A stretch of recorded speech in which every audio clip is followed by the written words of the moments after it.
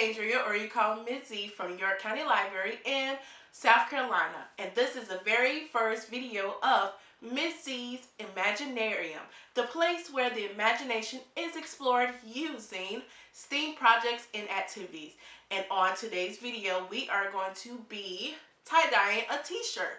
Now, if you're like me, I love tie-dye t-shirts, but I know that the dye can be very expensive. So we are going to be tie-dyeing a t-shirt using food coloring and other household materials. So if you're excited like I am, let's get started. So to get started with this project, you will need a tablecloth to protect your workspace, a large bowl or bucket, white vinegar, condiment squeeze bottles, gloves, rubber bands, salt,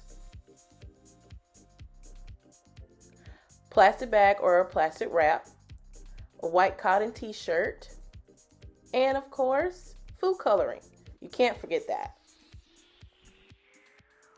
In a large bowl, mix 1 part water with 1 part vinegar until there is enough liquid in the bowl to soak your fabric. Soak for 30 minutes to an hour. I chose to do only 30 minutes. And then take it out of the soak and wring it out. And then you want to choose your tie-dye design. I decided to do spiral. So this is my attempt at doing the spiral method. After you twist it around, you use rubber bands to hold it together, and then it's ready to be tie-dyed.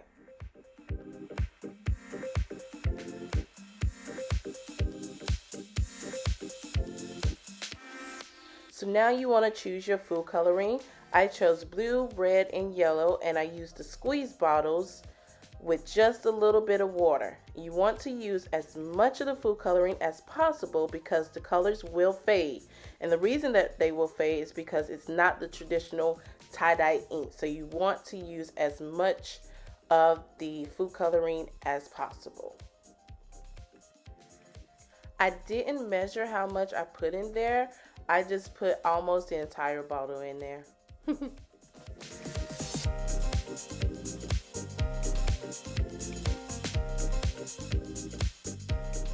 And now I'm just going to speed it up for you. Here's the red and the blue.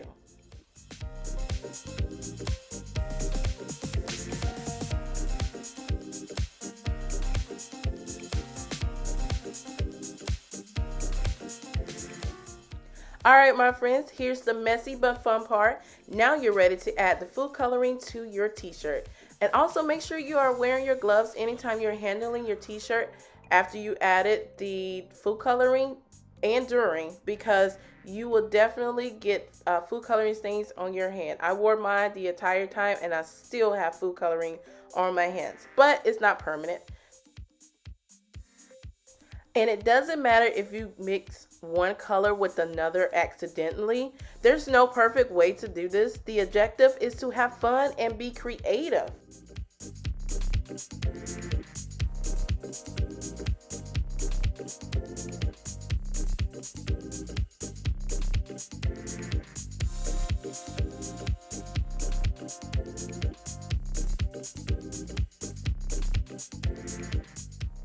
Also, make sure you get both sides of your project so that you can get the most color as possible.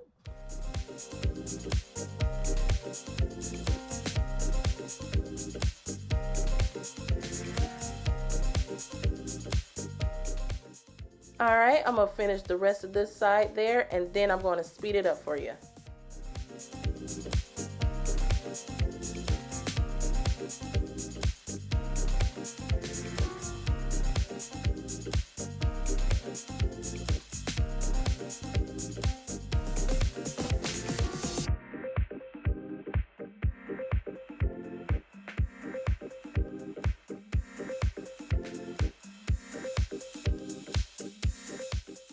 Wrap your design in plastic wrap or bag to let the dye set.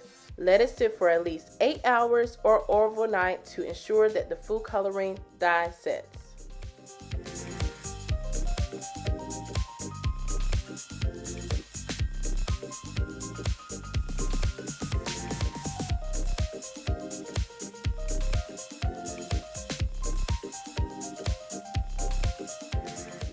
Further set your tie-dye by soaking your t-shirt in a salt water solution. Mix half a cup of salt with enough cold water to cover the shirt. Let your t-shirt soak for 15 to 30 minutes.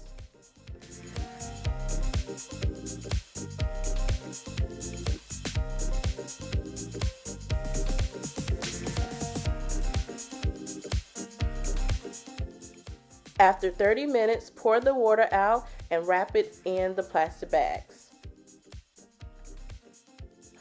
After 24 hours, take your t-shirt out of the bag and take the rubber bands off. You definitely want to use your gloves to avoid staining your hands with the food coloring. And if you do end up getting the food coloring on your hands, it's okay because it's not permanent. And also, rinse your shirt in a sink with cold water until the water runs clear.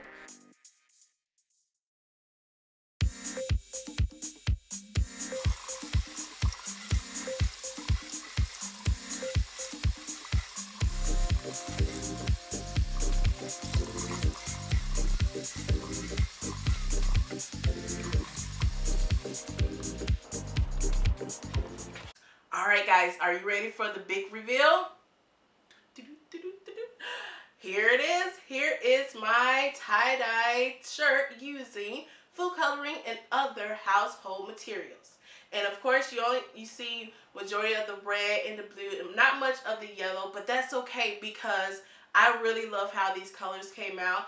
And it's going to fade because it's not permanent like the traditional dye, but I love how the colors came out, and it was a fun project to do when you're at home. So here it is. Thank you guys for watching.